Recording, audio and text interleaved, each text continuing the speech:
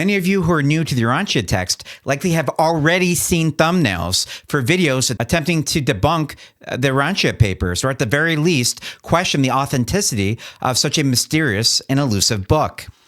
Many of these critics appear to have not read the roughly 2,097 pages of this enormous book, quickly citing out of context the ever-evolving modern-age scientific principles, such as the Big Bang Theory. A theory that is quickly becoming challenged by our leading scientific community, who are finding new galaxies in the center of the universe and numerous other fundamentally changing principles that is radically changing how we view science. Whether science fact or science fiction, the book presents itself as both a correction and expansion of the Holy Bible, along with a very expansive view on the history of our planet and the administration of the universe. The original text was written between the years 1924 and 1955, with half of the book mysteriously materializing on its very own. Today, we'll give a brief history of the Urantia Book and attempt to view these criticisms objectively, while reminding viewers that the authenticity of most religious texts is convoluted at best, which of course does not diminish their philosophical and experiential value, whilst still requiring that same faith of other religions due to its abstract nature. Before we get started, we should be clear that the Urantia Book itself does not present itself as a religion, and more of a reference document. However, with the exception of specific ritualistic practices, this text's essence continuously ties in spirituality and God, making my simplification towards classifying the book as a religion far easier. The history of such an elusive text begins with William S. Sadler and his wife, Lena Sadler, who were physicians in Chicago and were well known and majorly respected within their community. William had published several works by 1930 that ranged from physical colds to debunking psychic attack cases, with research cases of what was then called hysteria. Around 1911, the couple were allegedly approached by a neighbor who was concerned because she would occasionally find her husband in a deep sleep and breathing abnormally. She reported that she was unable to wake him during these times. The Sadlers came to observe these episodes, and over time, the individual produced verbal communications with an entity that were claimed to be a student visitor associated with other spiritual beings.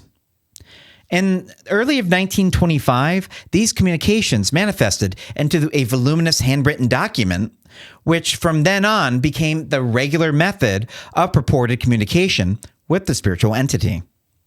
The channeler was described as a hard-boiled businessman, member of the Board of Trade and Stock Exchange. Suspicious authorship. Dr. William Sadler had a reputation within the community as being both a medical and paranormal figurehead that often debunked various forms of mysticism and psychic phenomenon against the lens of psychiatry. William greatly enjoyed learning as much as he could, along with teaching, and had a desire to want to host a forum of his former clients to discuss a whole host of physical and mental health topics on Sunday afternoons. This small gathering quickly began growing in size, which was representative of many professional and socioeconomic backgrounds as weeks progressed, and the group became much larger, with a minimum of 18 members being estimated through vocational identification of these members identified in later reports. Despite the many identified and unidentified individuals involved in this group, there remains ambiguous mystery as to whether or not the Urantia papers were a simple fantasy derived by William Sadler or something much, much more.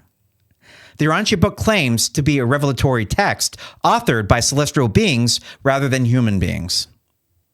The text doesn't identify a human author, with every smaller book authored either by their celestial title or, on a less frequent basis, their full name and title.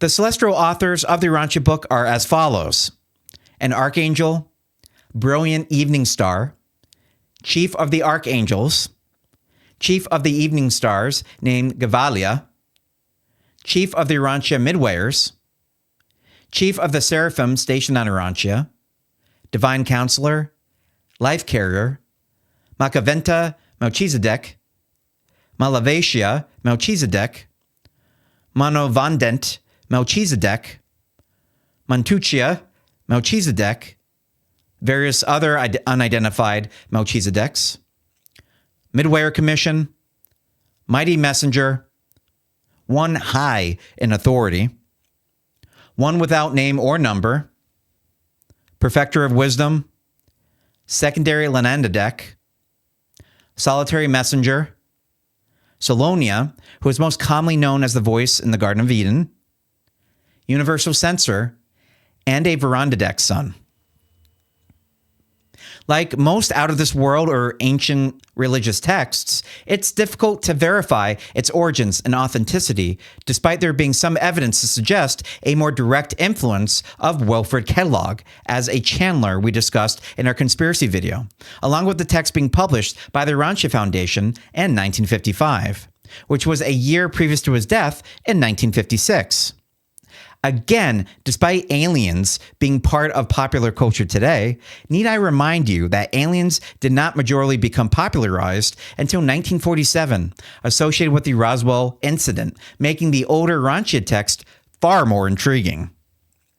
There was no popular television, books, or movies that helped guide the authors of such a text, which hopefully bolsters its credibility due to the originality of its nature. Unusual content. The content of the Urantia book is unconventional and sometimes difficult to reconcile with established religious or scientific knowledge. The text frequently discusses genetic evolution, despite during such a time that Gregor Mendel's theories majorly were only concepts that became popularized only in their niche scientific communities. It covers topics ranging from the nature of the universe, the history of our planet, and the hierarchy of celestial beings to detailed descriptions of Jesus' life and teachings. Some people find the cosmology and theological ideas presented in the book to be fantastical and hard to believe. What most readers with intelligence quotients under 115 also might agree with are the authors in this text that present material that might be a little too advanced for an entry-level reader. For example, the book describes a vast array of celestial beings and worlds that are not supported by any empirical evidence, since of course we have yet to establish planets with intelligent life, along with a material known as Urantia that is supposedly what our future bodies will be made from. Again, this book was published during a time of no internet and most certainly no wide acceptance of alien life, making this book far more intriguing. The Urantia book's teachings often conflict with those found in traditional religious texts, particularly the Bible. For example, the book offers a different account of Jesus' life and mission, suggesting that he was a divine being who came to earth to reveal a new understanding of God and the universe, who purportedly lived a mortal, fallible life to understand and be like their creation, and to submit to the will of his thought adjuster, which of course is the will of God. This diverges from the more traditional Christian view of Jesus as the Son of God, who came to redeem humanity through his sacrifice on the cross for our sins. Such contradictions lead many religious scholars to reject the book as an authentic source of spiritual truth. The events and revelations described in the Urantia book lack historical and archaeological evidence. For instance, the book's accounts of communications with celestial beings and the detailed descriptions of other worlds and cosmic events cannot be verified through historical records or scientific observation. In addition, there has yet to be discovered a Fandor bird that was supposedly, purportedly, large enough to transport Adam and Eve during their several-day survey of the Garden of Eden. The only other reference to this bird in the text was that the bird went extinct due to poaching practices. This absence of corroborating evidence makes it difficult for skeptics to accept the book's claims at face value. Many theologians, scholars, and religious leaders have criticized the Urantia Book for its departure from biblical teachings and for presenting a different view of God and salvation, such as one more seen in the New Testament Bible. Some have labeled it as a work of fiction or a product of imaginative speculation rather than divine revelation, but have yet to cite a valid argument surrounding the Sadlers wanting to create a new religion, elaborate hoax, or to make money off of such a difficult and enduring venture. Again, this took several decades to finally complete in its entirety. Critics argue that the book ignores fundamental aspects of traditional religious doctrines, which makes it difficult to integrate its teachings into mainstream religious practice, in contrast to the Urantia Book's claims of being supportive of most of the world's religions and their practice, indicating that they all still are valid paths to God. Murky past. The writing style of the Urantia Book has been compared to that of automatic writing, a technique where individuals produce written content without conscious thought, often claiming it to be dictated by spiritual entities. Critics argue that the book's mechanical and sometimes stilted prose suggests that it might have been produced through such a method. This technique, while intriguing, further casts doubt on the book's claims of divine authorship, along with the sudden appearance of the second half of the text in the 1930s. It should be noted, like in our previous conspiracy video, that Matthew Block has made considerable effort towards providing compelling paraphrasing and outright plagiarism citations surrounding the Urantia Book that can be found at urantiabooksources.com. As of 1997, with the response I am providing thanks to Urantia Book Sources, Mr. Block indicated that he was able to find 75 human works of interest that were representative of being possibly used in roughly 100 of the Urantia Book papers. It should also be acknowledged that despite plagiarism claims, that many of the individual papers or books inside the Urantia text have differing flows, reading as if they were completed by utilizing different people. Some texts are highly technical. Others seem to be masterful in teaching whatever content they're providing. And yet still, there were some papers that felt more egotistical and others modestly narrative. Although perhaps not the best analogy that I can use, I often like using examples from my own personal experiences, attempting to teach concepts that can sometimes be hard to follow. Attempting to legitimize any religious document, we must first identify whether the individuals that wrote these texts were actually present during the stories they were recanting, how long it had been since they had last seen the event, and of course, whether or not any other person had a direct influence towards writing the story. Heck, even when I used to scientifically conduct drug testing that exhibits reliability and validity associated with concrete science in my field, a good lawyer can easily poke holes in various aspects of the tests that were conducted. Examples of this premise might include questions such as, was the hair follicle test left unsupervised? Does anyone else have a key to the box that it was kept in? Where was the key kept? Can another key be made? Can the temperature that the specimen was stored at confabulate the results? These might seem like silly questions for a test that is representative of a single human hair, but due to such large implications associated with probation, going back to jail, or custody considerations, lawyers rightfully ask some hard what-if questions. We must ask similar questions surrounding texts that are both new to us, like the Urantia Book, and other more older religious texts, such as the Holy Bible, the Quran, the Torah, the Vedas, and many other religious texts that claim to provide absolute truth. As brief examples, we know that many similarities to world religions, to the Sumerian myths such as Enmerkar and the Lord of Arata, where a large ziggurat temple was built along with asking their god Enki to restore their language. Sound familiar? A great flood story with an ark created in a similar cubit fashion to the Old Testament account. And of course, the old Genesis recreation story where the Anunnaki recreated mankind as an almost slave workforce. Conclusion.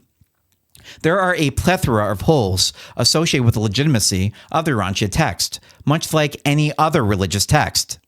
The earliest parts of the New Testament Bible alone are thought to have been constructed between 35 and 65 years after Jesus' death, with no certainty that many of its authors were direct observers, nor had the historical acuity to accurately recant what they had seen.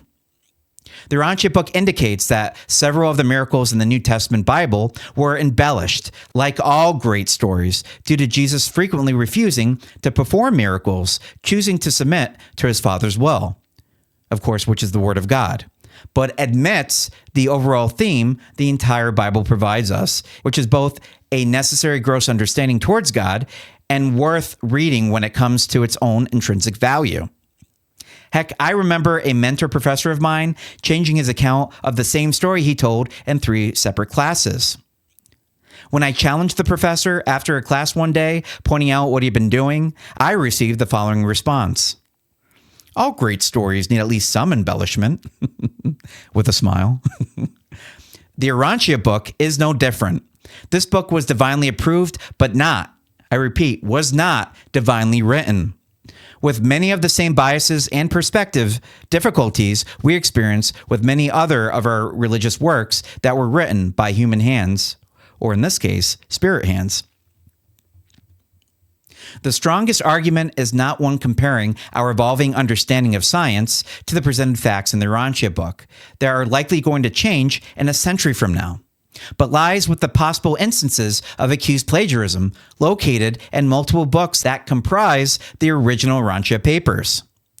However, for an open and accepting mind, perhaps I can present the ongoing argument that knowledge on various other planets is presented in the Urantia Book as being absolute and free to anyone that seeks it, versus on our planet with copyright law and giving credit to sources that rhetorically already state known truths in our own language, which is, for here, commonplace. I suppose the question is, did the Urantia Book borrow their language from other books of humanity, since these entities were not us? Or was humanity divinely inspired previous to the Urantia text to construct these textbooks with the same divine inspiration and reflexology that really gets my head spinning? This is kind of like a chicken or egg thing, right? What came first? Who influenced who? Even our textbook authors, I'm sure, receive some inspiration from the Spirit of Truth. All right. Well, thank you for watching. Stay tuned for our next episode.